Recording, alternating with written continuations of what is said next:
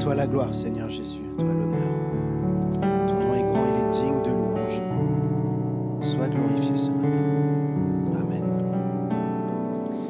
Alors je vais inviter maintenant la famille Chénier. Donc vous connaissez déjà une partie de la famille Chénier. Ouais, c'est à vous que je cause. Oui, les beaux. On connaît une partie de la famille Chénier puisqu'ils font partie de notre communauté.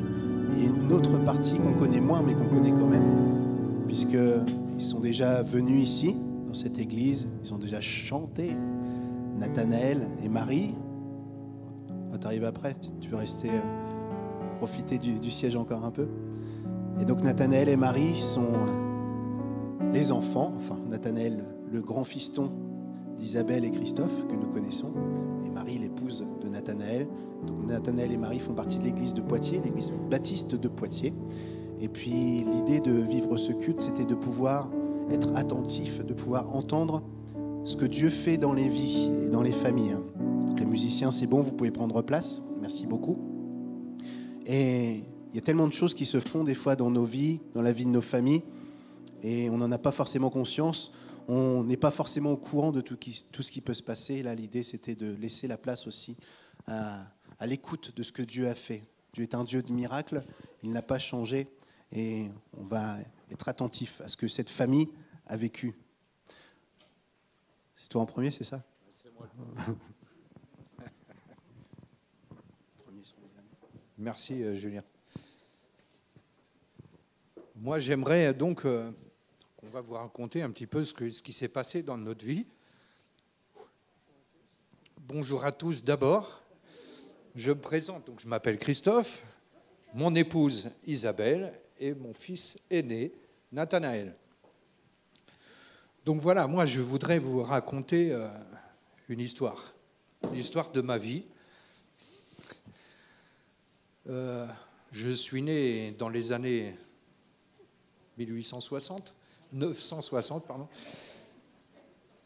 J'ai vécu avec des parents qui ne connaissaient pas Dieu.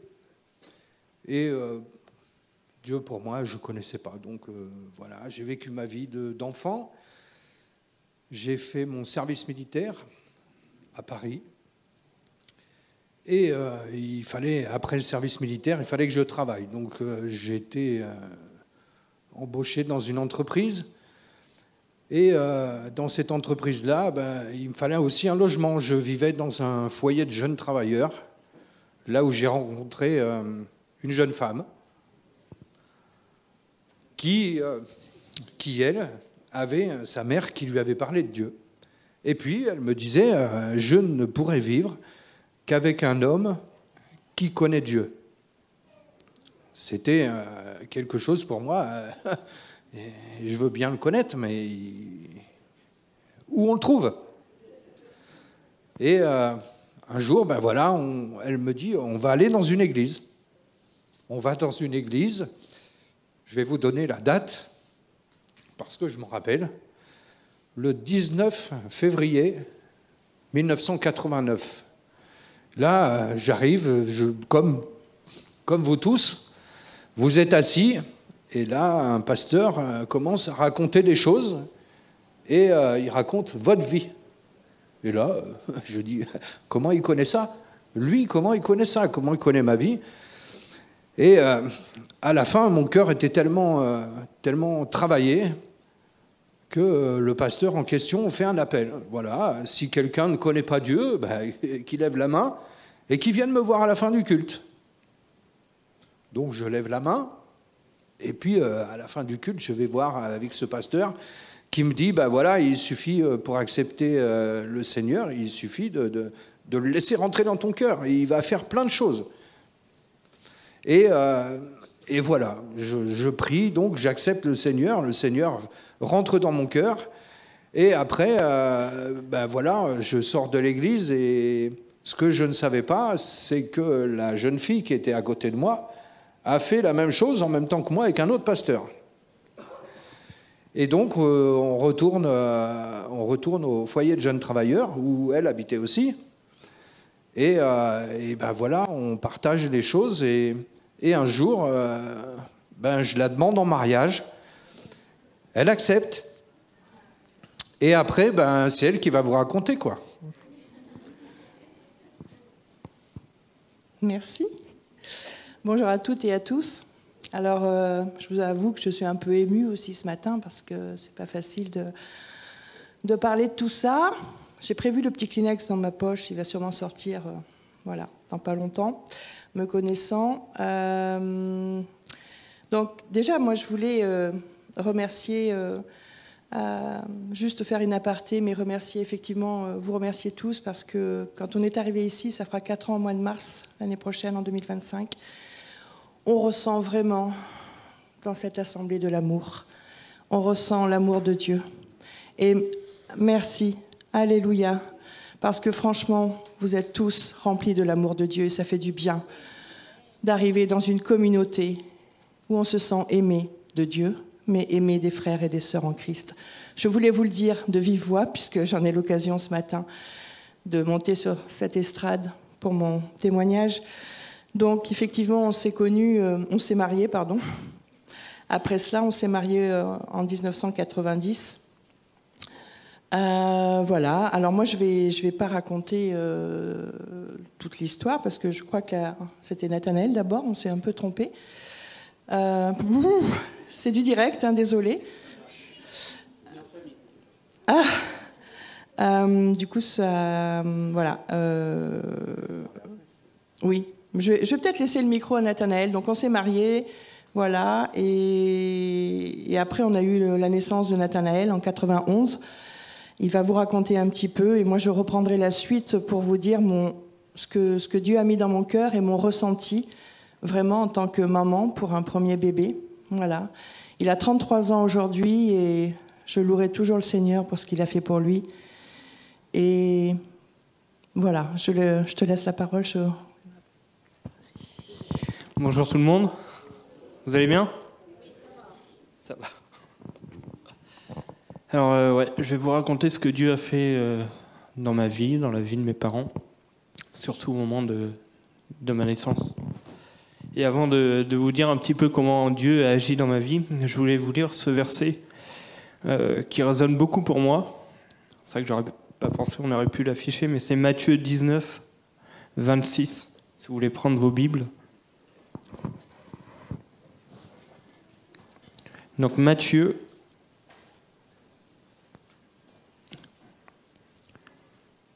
chapitre 19, verset 26.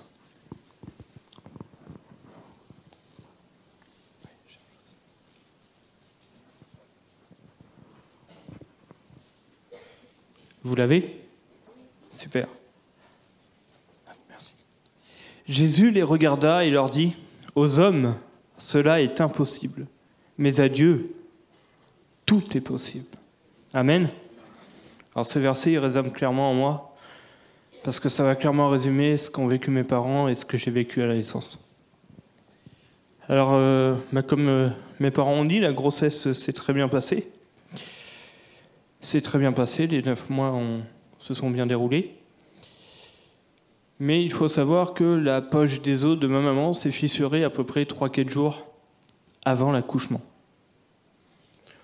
Elle avait appelé les médecins lui ont dit « Vous inquiétez pas, pas de souci, c'est pas la poche des os, tout va bien, vous pouvez encore attendre un petit peu. » Sauf que c'était bien la poche des os.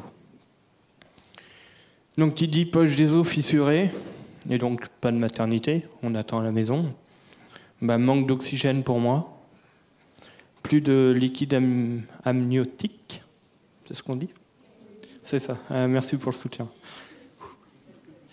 Donc voilà, manque d'oxygène, plus de liquide amniotique, résultat pour moi, donc une insuffisance respiratoire, insuffisance également urinaire, une bosse sérosanguine sur la tête, à la naissance pour moi, une profonde cicatrice toujours présente occasionnée par les forceps sur la tempe droite, et une courbe neurologique atteinte pour moi. Ma maman, de son côté, pendant cet accouchement, a contracté la listériose. Elle a contracté la listériose pendant les 8 longues heures de travail qu'il y a eu avant l'accouchement. Elle a chopé 40 de température. et évidemment une infection dans le sang. Donc là, concrètement, directement, naissance avec césarienne, accouchement avec césarienne. Donc ils m'ont sorti par les forceps, d'où la marque. Ils ont essayé. Ils ont appuyé un petit peu trop fort de ce côté-là. Voilà, vu l'urgence de la situation, insuffisance respiratoire, ils se sont aperçus en gros des dégâts. J'ai été transféré immédiatement par le SAMU à 40 km de ma maman, de mon papa, aux soins intensifs en néonatologie. Et concrètement, ma maman ne m'a pas vu, mes parents ne m'ont pas vu. Maman dormait encore, donc au réveil, mais plus de bébé. Et du coup, sa première question a été « Mais où est mon bébé ?» Et l'infirmière qui était là à ses côtés lui a dit « Écoutez madame, on a dû le transférer d'urgence. Tout va bien, ne vous inquiétez pas, c'est rien. » Et comme vous ne l'avez pas vu, on a pensé à prendre une photo dans l'ambulance. Les photos, vous savez, qui s'impriment toutes seules, là, les... Ah, merci. C'est notre époque. Non, voilà, elle a pu faire une photo dans l'ambulance et elle a dit à ma maman, en gros, voilà votre bébé. C'est comme ça que vous le voyez. Et donc, vous inquiétez pas, par contre, rien de grave. Tout est sous contrôle, on gère, tout va bien. Et du coup, mes parents ont appelé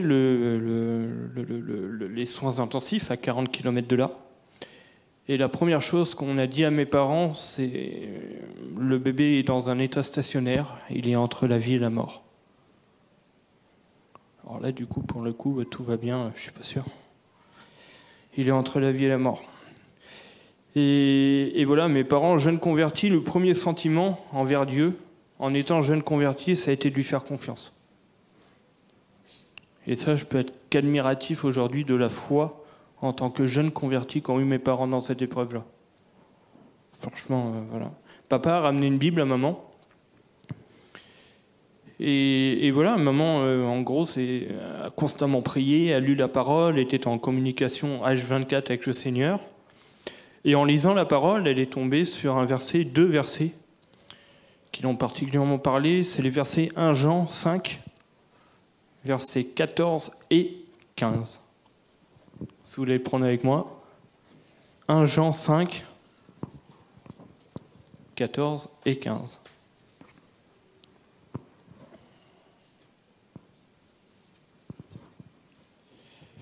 Donc 1 Jean 5, 14 et 15 qui nous dit « Nous avons auprès de lui cette assurance que si nous demandons quelque chose selon sa volonté, il nous écoute. Et si nous savons qu'il nous écoute, nous savons que nous possédons la chose que nous lui avons demandée, quelle qu'elle soit. » Vous imaginez l'électrochoc ? L'électrochoc dans la tête de mes parents en disant, en fait, si on demande la volonté de Dieu, on a la chose qu'on possède si on demande sa volonté, en fait. Et là, ça a été un déclic, ça a été un changement de situation dans la tête de mes parents, ça a été une autre vision, ça a été la lumière de Dieu, et les choses ont changé. Les plus grands spécialistes et les professeurs de l'hôpital qui venaient ont dit ces phrases. Si par miracle Nathanaël devait s'en sortir, ce ne pourrait être malheureusement qu'un légume ou un tétraplégique, et malheureusement qu'il valait mieux pour lui qu'il meure. Ça a été les phrases des médecins à mes parents. Et c'est relativement dur à avaler. Donc avec la foi de mes parents, donc maman avait, avec ce verset-là, complètement changé son optique parce qu'elle savait que Dieu était là. Avec ce verset 1 Jean 5, 14 et 15. Et du coup, les médecins pensaient carrément que maman était devenue folle. Complètement illuminée, quoi. Les médecins lui disaient « Votre fils, de toute façon, il va mourir. Ou alors il devient un légume, un tétraplégique, il ne bougera jamais, il ne vivra pas. » Et maman, enfin mes parents, parce qu'ils priaient tous les deux, dans leur tête, c'était « Mais de toute façon, avec cette promesse de 1 Jean 5, 14 et 15, notre fils, il vivra. Point, c'est tout. Dieu va agir. » Et du coup, clairement, oui, les médecins pensaient qu'ils étaient devenus illuminés. Mais maman avait un filtre, en fait. Elle avait le filtre de la parole de Dieu. Et elle avait aussi la certitude que Dieu agirait et que je vivrais. Amen. Eh bien, vous savez quoi ? À partir du moment où ils ont eu ce verset et cette certitude, à partir de ce moment-là, Dieu a agi et a fait un miracle. Il n'a pas fait un miracle, il a fait plusieurs miracles. Dieu, en fait, à partir de ce moment-là, a commencé à agir jour après jour et chaque jour. Chaque jour, en gros, j'étais pas loin de la mort. Et chaque jour, il rajoutait, une petite étape de plus vers la vie. Les premiers signes qui sont apparus, ça a été le geste de succion. Je ne l'avais pas du tout à la naissance. J'étais nourri par intubation. Et le premier miracle, après avoir eu cette certitude dans Jean 5, 14 et 15, et avoir prié, avoir cette foi-là, le premier geste qui est apparu, ce vrai miracle, ça a été le geste de succion. Voilà, clairement, les médecins, ils n'ont rien capté. Mais rien du tout. Ça ne devait pas se passer comme ça, normalement. Mais Dieu a agi. Il a agi. Et voilà, et jour après jour, en fait, mes parents allaient me voir. Maman est sortie de l'hôpital au bout de 11 jours et demi. Et chaque jour où ils venaient me voir, chaque jour où ils appelaient au téléphone l'hôpital, ils leur disaient, écoutez madame, on ne comprend pas. On ne comprend pas. Votre bébé, il était à 2 doigts de mourir. Et là, tous les jours, il y a un truc qui s'active. Il a repris le geste de succion. Il arrive à respirer tout seul. On va sortir le bébé de la... Merci beaucoup. De la couveuse. Et tous les jours, je vous promets, il y avait un progrès. Et gloire à Dieu, parce que jour après jour, les progrès ont été là, les médecins n'ont rien compris. Ils étaient face clairement à la puissance de Dieu. Ils étaient face au miracle de Dieu, avec la puissance de la prière, la puissance de la foi. Et voilà, et humainement, on ne peut pas comprendre tout ça. Humainement, eux, ils ne comprenaient rien du tout. Normalement, mon sort était scellé, quoi. C'est terminé. Soit c'est un légume tétraplégique, soit il meurt. Mais en fait, Dieu, jour après jour, faisait un progrès. Et amen, jour après jour, les progrès ont été là, et je suis sorti de la couveuse, et j'ai été voilà, tu pourras le raconter. J'ai été étape par étape, et puis je suis sorti de l'hôpital. Et je suis sorti vivant. Et en bonne santé. Amen.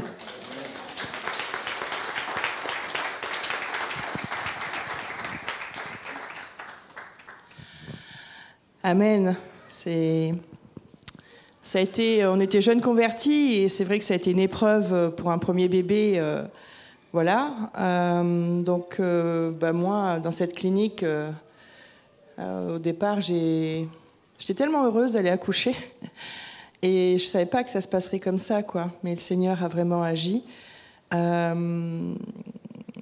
Et voilà, quoi. Et c'est vrai que je rendrai gloire au Seigneur toute ma vie pour ce qu'il a fait pour Nathanaël, ce qu'il a fait pour nous, puisque moi aussi j'avais contracté une infection dans le sang et avec la césarienne, c'était pas cool, quoi. Voilà, et c'est vrai que c'est mes premiers sentiments envers Dieu. Je pleurais. Voilà, je suis une femme qui pleure beaucoup, vous l'avez vu. Et là, je pleurais. Je disais, Seigneur, qu'est-ce qui se passe ? Toute ma grossesse, pendant 9 mois, s'est très bien passée. Et là, qu'est-ce qui se passe ? Quand je me suis réveillée, en tout cas, puisque ils m'ont fait une césarienne d'urgence au bloc opératoire qui n'était pas nettoyé à l'époque. Donc, voilà. J'ai demandé, comme le disait Nathanaël, où est mon bébé ? Et la sage-femme avait pris une photo, effectivement, une petite photo où il était branché de partout dans le SAMU qu'il a amené à Paris, à l'hôpital Béclair. Donc moi je le trouvais beau parce qu'en fait quand il a atterri dans cet hôpital Béclair en néonatologie, c'était plutôt des prématurés, des petites crevettes. Bah lui, il faisait 3 kg 370, pas mal. Il était beau comme tout, avec ses beaux yeux bleus, là. Il les a toujours gardés, parce qu'il les avait bien bleus à la naissance. Qu'est-ce qu'il y a? J'ai pas vu. Ils sont toujours bleus. Oui, ils sont toujours bleus. Et du coup, je pleurais beaucoup, je pleurais, mais je priais sans cesse, comme le disait Nathanaël tout à l'heure. Effectivement, je demandais au Seigneur Seigneur, que ta volonté soit faite avant toute chose. C'est vraiment ce que j'ai demandé au Seigneur, Jésus. C'est ton bébé, Seigneur. Tu as permis, comme le disait une sœur dans sa prière tout à l'heure, il nous a tissés dans le ventre de notre mère et il nous connaissait bien avant qu'il nous tisse. Et je dis, Seigneur, c'est ton bébé. Eh bien, que ta volonté soit faite. Si tu veux le garder auprès de toi, dans le ciel, garde-le, Seigneur. Voilà comment, tout en pleurant, bien sûr. Donc je parlais nuit et jour, je ne dormais pas, je priais. On était jeunes convertis, ça faisait 2 ans à peu près. Et puis, jusqu'au jour où, parce que je suis quand même restée 11 jours et demi dans cette clinique, où j'ai dit à Christophe, va me chercher ma Bible. Et je ne sais pas pourquoi, j'ai commencé à lire la Bible dans Jacques, et j'ai continué. Et là, j'ai dit, Seigneur, moi je t'ai parlé pendant 3-4 jours, que ta volonté soit faite, Seigneur, mais là, je t'en supplie, parle-moi. Parle-moi, Seigneur. C'est à ton tour, parle-moi, je t'en supplie, Seigneur Dieu. Et je suis arrivée dans 1 Jean 5, 14 et 15, où là, pour moi, ça a été...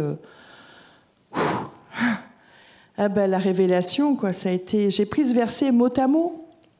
Et je savais que Dieu aimait m'écouter, puisque pendant 4-5 jours, je pleurais, j'étais en connexion avec lui. À l'époque,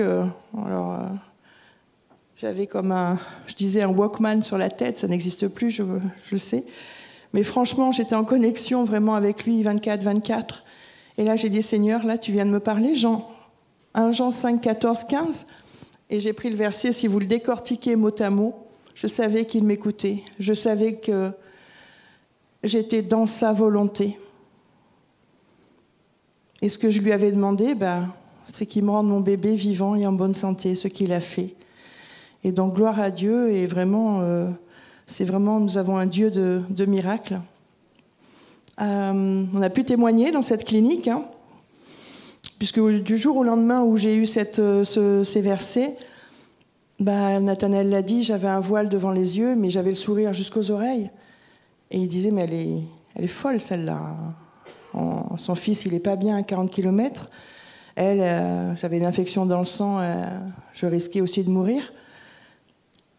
Mais voilà, quoi, je vais vous partager un verset aussi qui est aussi dans 1 Jean. Et on l'a chanté tout à l'heure. C'est dans 1 Jean 5, donc verset 3. « Car l'amour de Dieu consiste à garder ses commandements, et ses commandements ne sont pas pénibles, car tout ce qui est né de Dieu triomphe du monde. Et la victoire qui triomphe du monde, c'est notre foi.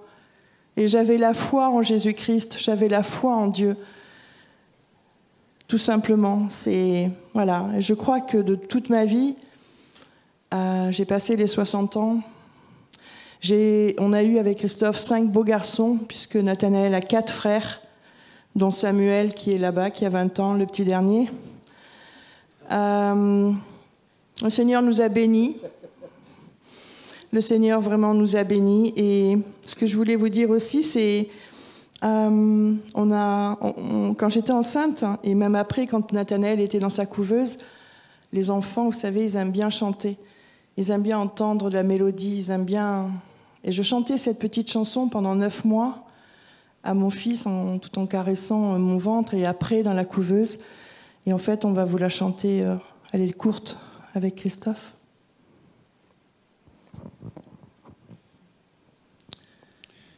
Jésus, c'est le plus beau nom, merveilleux sauveur, Seigneur de gloire,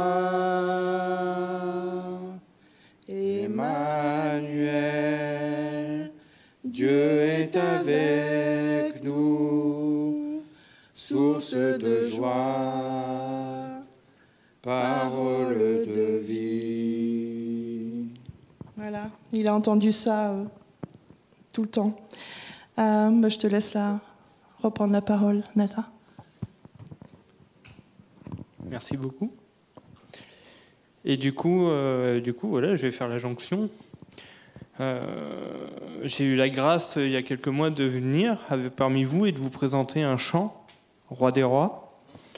Et là, vous devinez bien que toute cette histoire a fait un remue-ménage dans ma petite tête.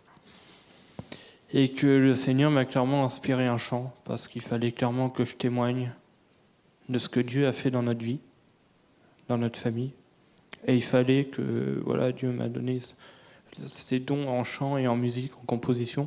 Et il fallait que je fasse un chant pour le louer, pour le remercier de ce qu'il a fait, pour proclamer, surtout, pour élever nos voix et proclamer qu'il est un Dieu de miracles. Amen. Je vais inviter les musiciens. Et voilà, merci beaucoup.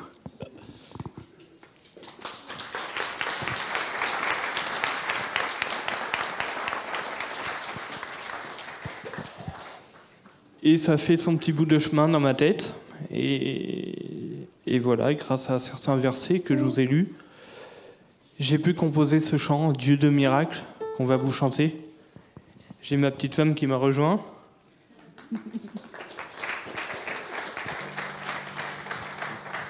Et puis voilà, je vous invite à écouter. Le refrain est assez simple, si vous le connaissez, vous pouvez chanter avec nous, vous pouvez élever vos voix. Parce que ce chant, il est clairement là pour proclamer que Dieu est un Dieu de miracles et que rien n'est impossible à lui. Ça, c'est notre refrain. Et on va le proclamer ensemble. Vous êtes prêts ? Amen.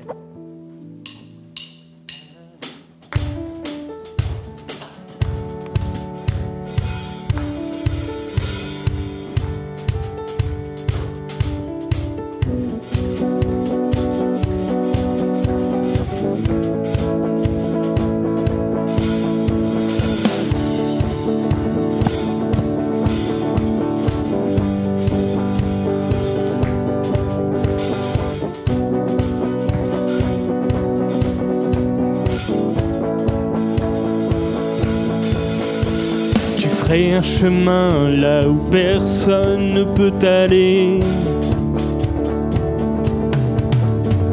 Tu ouvres des portes que personne n'imaginait.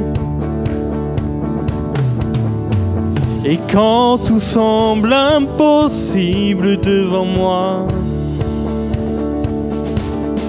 on sait quoi ? Je sais que tu agiras. Amen.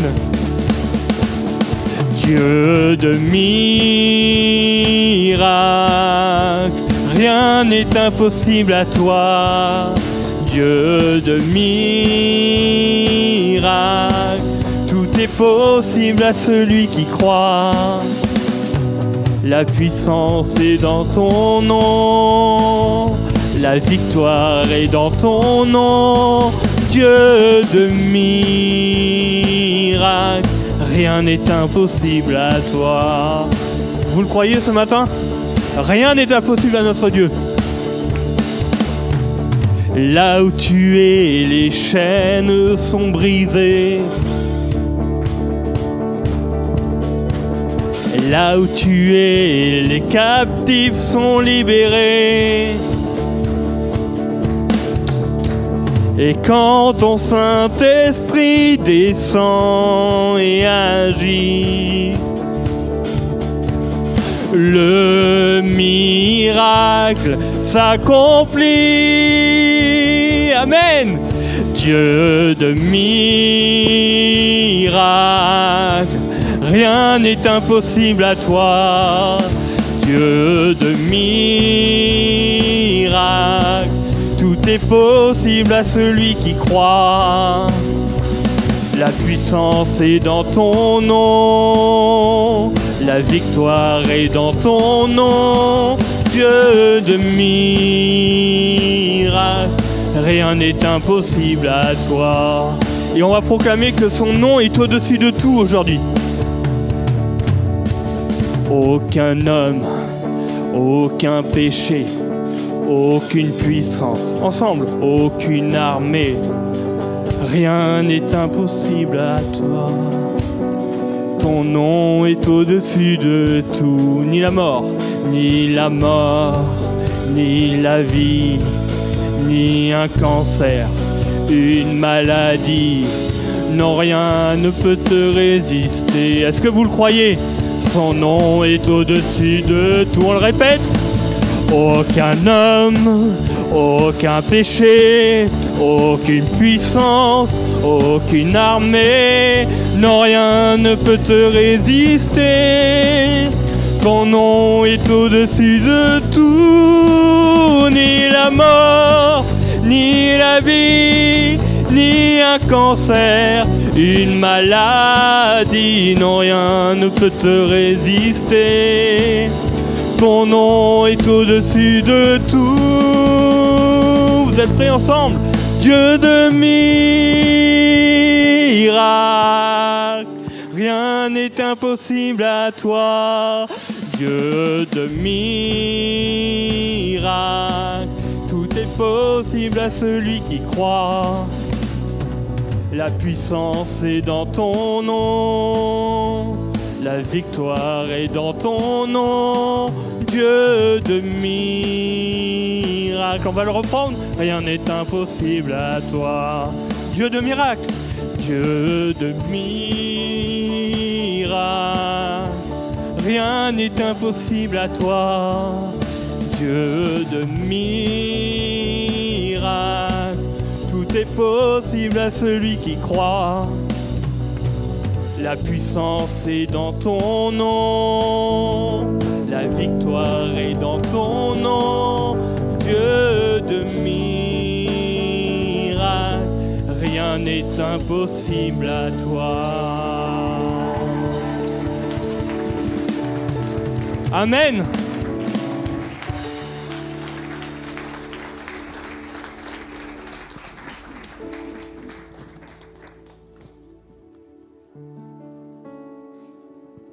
Alléluia. Merci Nathanaël, merci Marie, merci les Chéniers.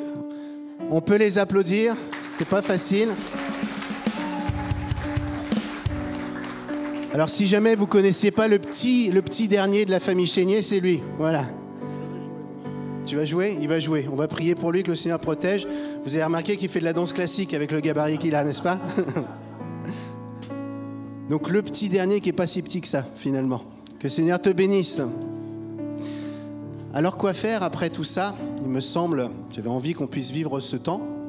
Et au début, je m'étais dit, je vais prêcher après tout ça, mais au final, non, ouais, je vois que vous commencez à blanchir, ouais, vous inquiétez pas. Je ne vais pas prêcher, je veux juste relever quelques points. Il me semble que ce qui a été partagé est en lien direct avec ce que nous avons pu partager ces derniers temps. Que Dieu est un Dieu de miracles, que rien ne lui est impossible. Et effectivement, si vous étiez là la semaine dernière, nous avons parlé des tempêtes que nous pouvons traverser. Tout va bien. Je suis contente, je m'en vais accoucher, je suis impatiente. Et puis d'un coup, bim, la tempête arrive. Et quoi faire dans ces moments-là? Quoi faire face au silence du Seigneur qui, lui, est là, mais il dort, n'est-ce pas? Jusqu'à un moment donné où il donne une parole. Et dans les situations que nous vivons, nous avons parlé de ça aussi ces derniers temps. Nous avons besoin de crier à Dieu et qu'il nous donne une parole pour changer nos vies. Une parole sur laquelle nous puissions baser notre foi. Ça a été le cas pour Isabelle et Christophe, ça a été le cas pour beaucoup d'entre nous, où Dieu à un moment donné a parlé ce qu'on appelle une parole révélée, une parole réma de Dieu. Et dans cette parole, Dieu nous rappelle qu'il est le Dieu de l'impossible. Que pour beaucoup d'hommes, ce n'est pas possible, et même pour toute l'humanité, ce n'est pas possible, malgré le progrès, malgré tout ce qu'on a pu mettre en place pour essayer de vivre mieux, etc. Il y a tellement de choses que l'homme est incapable de faire. Et Dieu nous rappelle ce matin que lui peut le faire. Il fera toujours en fonction de ce qu'il décide, en fonction de sa volonté parfaite, mais il fait l'impossible possible. Il est le Dieu éternel, il est le Dieu des miracles. Nous avons tous expérimenté cette réalité-là à un moment donné dans nos vies. C'est le cas pour moi. Nathanaël a parlé de la belle cicatrice qu'il a sur le côté. T'as vu la mienne là? Et moi c'est pareil. De la même manière, Dieu est intervenu. Il m'a sauvé alors que j'étais un moins que rien et que moi je ne le cherchais pas du tout, bien au contraire. Et dans sa grâce, il m'a sauvé. Il a permis que j'ai aucune séquelle. Dites amen, merci. Parce que souvent quand je dis ça, il y en a qui disent Dieu est un Dieu de miracles. Il rend l'impossible possible. Et alors on va terminer ce temps de cette manière-là. J'avais à cœur, pas de prêcher, mais qu'on puisse prier. Et je crois que notre Dieu nous encourage, nous conduit dans cette dimension-là de plus en plus. Où il y a ce que nous on peut faire, il y a ce que lui veut faire et peut faire que nous ne pouvons pas faire. Alors je sais très bien, je connais vos vies un petit peu à chacun, et je sais que des fois vous vivez des circonstances de vie, de tempête, où si Dieu n'intervient pas, c'était le cas pour Nathanaël et pour toute cette famille, et ben c'était mort comme on dit. Mais Dieu choisit d'intervenir. Alors je sais que les uns les autres, vous vivez des fois des choses compliquées, et si Dieu avait décidé d'intervenir, et si finalement Dieu voulait faire l'impossible possible ce matin pour toi dans ta vie, quel que soit ce que tu traverses. Je souligne vraiment ce que j'ai dit précédemment, c'est que Dieu fait toujours ce qu'il veut. Il fera toujours ce qu'il veut. Mais il nous demande de faire connaître nos besoins aussi. Dans Philippiens 4, faites connaître tous vos besoins avec action de grâce. Alors la paix de Dieu, qui surpasse toute intelligence, vous envahira. Et des fois, dans nos circonstances de vie, la première chose dont nous avons besoin, c'est de recevoir cette paix pour traverser les tempêtes, traverser les situations difficiles. Mais Dieu est le Dieu de l'impossible, et des fois, parce qu'il sait mieux que nous ce qui est bon pour nous, il décide d'accomplir ce que nous lui demandons de faire. Alors nous voulons ce matin mettre notre foi en action dans ce Dieu de miracles qui peut intervenir. Alors, ce matin, nous allons prier, et je vais inviter tous ceux qui, dans leur vie, d'une certaine manière, ont un point impossible. Tous ceux qui ont un défi où vous dites, si Dieu n'intervient pas, je ne sais pas comment ça peut se passer. Ça peut être un problème physique, ça peut être un problème moral, ça peut être un problème psychique, ça peut être un problème de n'importe quoi, mais où Dieu peut peut-être se révéler s'il a envie. J'aimerais proposer à tous ces gens-là de se lever. Et puis, juste avant que vous vous leviez, je voulais qu'on puisse, nous, Église, prier pour un point en particulier. Vous avez vu toute la famille Chénier qui a témoigné ce matin. Et donc on a vu Nathanaël, c'est le beau gosse aux yeux bleus. On a vu le petit dernier qui fait 2 mètres cubes. Et puis il y a 2 autres garçons. Et il y en a un qui s'appelle Johan, que vous connaissez, qui fréquente l'église. On va dire de temps en temps, en tout cas, ils ont fréquenté l'église, ils se sont mariés avec Constance. Vous voyez qui ils sont. Et je dirais, c'est pas l'ironie du sort, n'est-ce pas, mais je crois que Dieu est au contrôle. Mais il s'avère qu'ils sont mariés depuis cet été. Donc j'ai eu l'occasion de les marier. Vous étiez quelques-uns aussi. On s'est réjouis. Et puis Dieu est bon. Il fait des miracles. Il bénit. Et puis elle est tombée enceinte. Et donc elle est enceinte aujourd'hui de 4 mois. C'est une bénédiction. C'est une bonne nouvelle. Mais on parlait de tempête. Et tout va bien. On est heureux. On s'est mariés. On a un petit. Et puis vous avez vu que la semaine dernière, il y a eu beaucoup de vent. Il y a eu une grosse tempête. Et là, vraiment dans le sens de la définition. Et Constance rentrait chez elle avec la voiture, et puis un arbre s'est mis sur la route et qu'elle n'a pas pu éviter.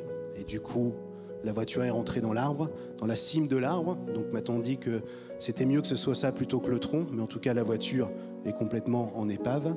Et du coup, Constance, qui porte ce petit être, du coup, elle va bien, mais le placenta, c'est ça, à bouger. Apparemment, alors, je ne suis pas médecin, je ne sais pas ce que ça implique, mais apparemment c'est chaud, quoi. Et du coup, c'est le jour où on proclame que Dieu est un Dieu de miracles, qu'il peut intervenir. Et ce qui est étonnant, c'est que justement, c'est la semaine où la famille Chénier va témoigner de cela. Et puis il y a ça qui arrive. Moi, je crois que Dieu est au contrôle. Je ne connais pas ses plans. Je ne sais pas ce qu'il va faire. Mais je sais qu'il est attentif. Je sais qu'il aime Johan et Constance. Je sais qu'il a un plan pour leur vie. Et on va demander ensemble, si vous êtes d'accord, chers frères et sœurs, chère Église de Limoges, on va se lever et on va prier pour ce couple, pour toute cette famille. Et puis après, j'inviterai tous ceux qui ont besoin de la prière à s'avancer devant.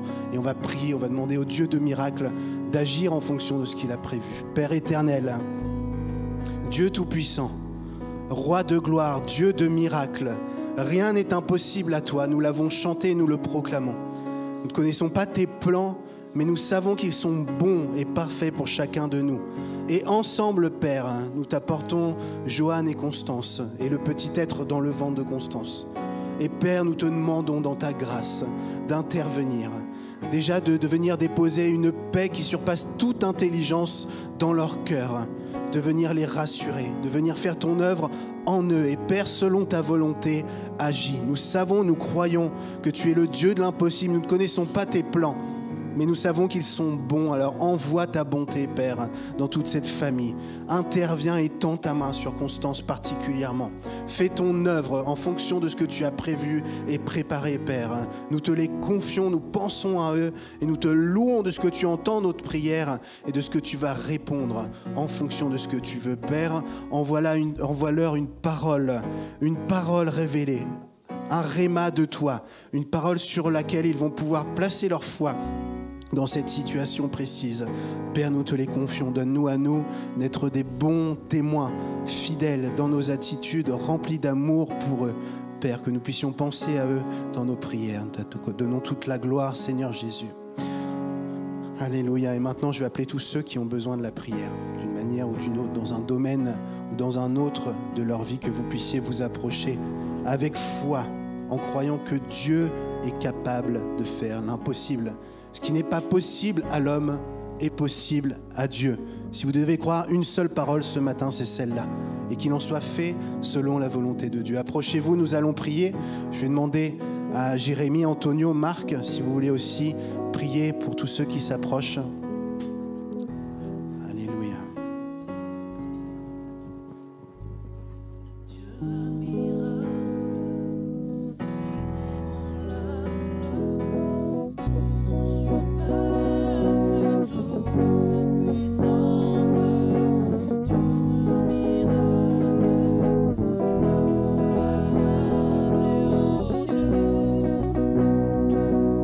Oh Dieu,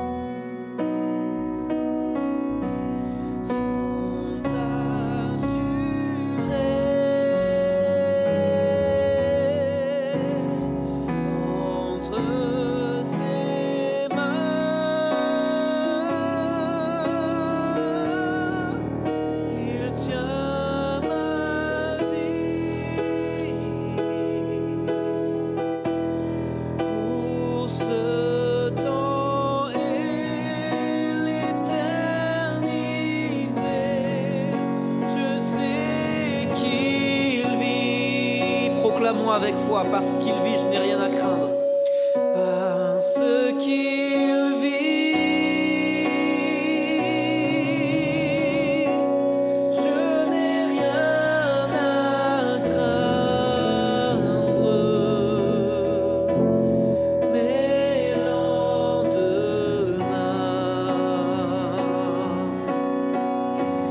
sont assurés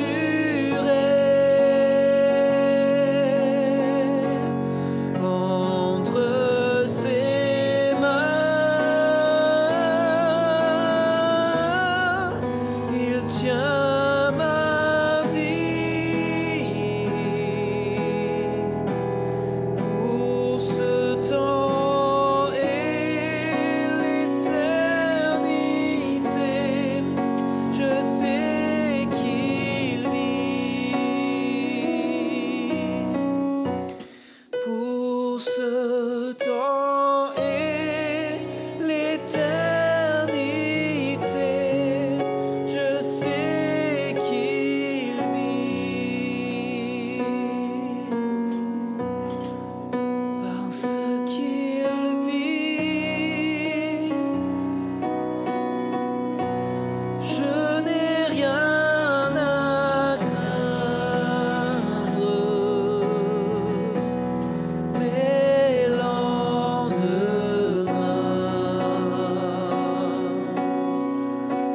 sont assurés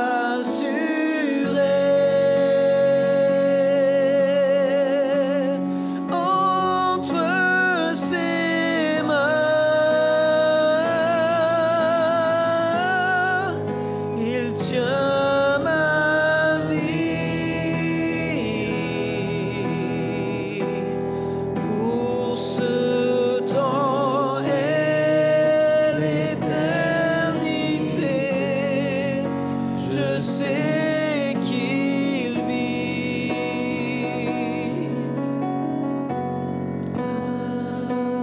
Alléluia. Je sais qu'il vit.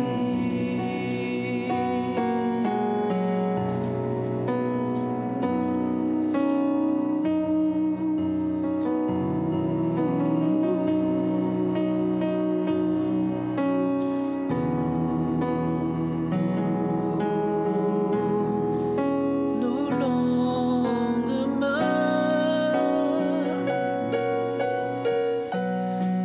sont assurés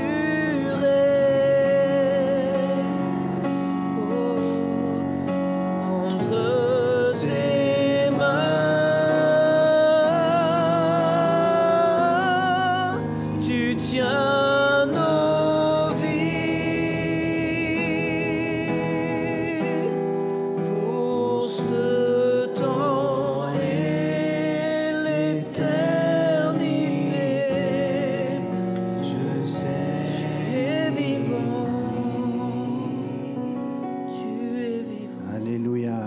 Gloire à Dieu. Louange à Dieu. Accrochons-nous à ce que nous avons reçu ce matin. Si Dieu veut faire un miracle d'une certaine manière, accroche-toi au miracle que Dieu t'a promis. S'il ne t'a pas parlé, crie à Dieu qu'il puisse te parler, te donner une parole à laquelle tu puisses placer, sur laquelle tu puisses placer ta foi. Romain nous dit la foi vient de ce qu'on entend et ce qu'on entend vient de la parole du Christ, vient de la parole du Seigneur. C'est de ça.